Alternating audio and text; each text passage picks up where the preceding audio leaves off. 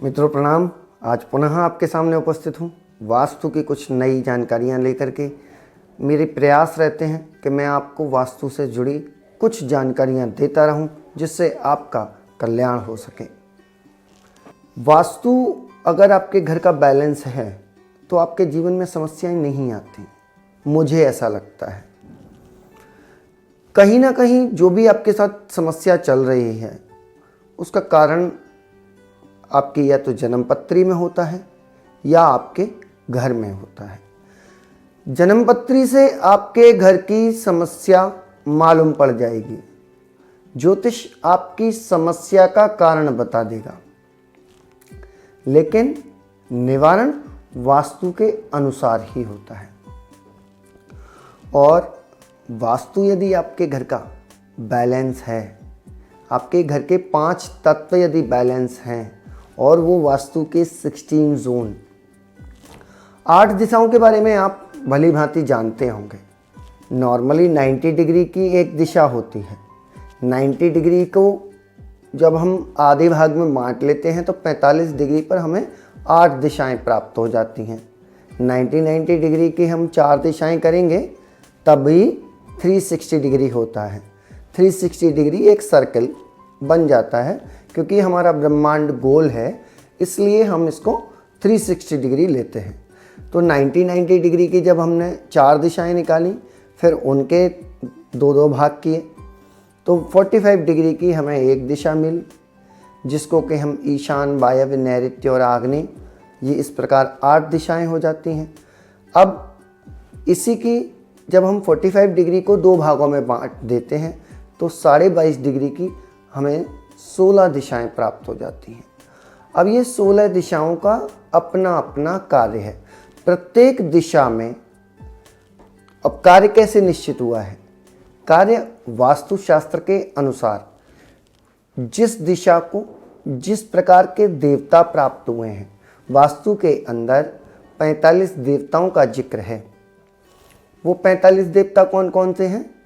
ब्रह्मा, भूधर, अर्यमा, विवस्वान, मित्र। ये सेंटर में 5 देवता आते हैं। सेंटर में उत्तर की तरफ भूधर, दक्षिण की तरफ विवस्वान और पूर्व की तरफ अर्यमा, पश्चिम की तरफ मित्र। इससे आगे की रिंग देखेंगे, ईशान में, नॉर्थ ईस्ट में आप और आपवत्स। आग्नेय में देखेंगे सविता और सावित्र। उत्तर पश्चिम यानी कि नॉर्थ वेस्ट में देखेंगे रुद्र और राज्यक्षमा। फिर हम दक्षिण पश्चिम में यानी कि नैऋत्य दिशा में देखते हैं तो इंद्र और जय। उसके पश्चात आगे की रिंग शुरू होती है जिसको कि एंट्रेंस के देवता भी कहते हैं लोग। शिखी, पर्जन ईशान से शुरू हुए, नॉर्थ ईस्ट से शुरू हुए।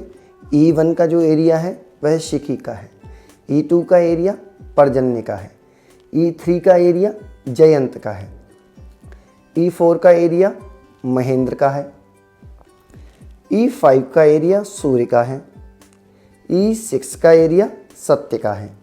E7 का एरिया बृहस्पति का है और E8 का एरिया अंतरिक्ष या आकाश भी कहते हैं।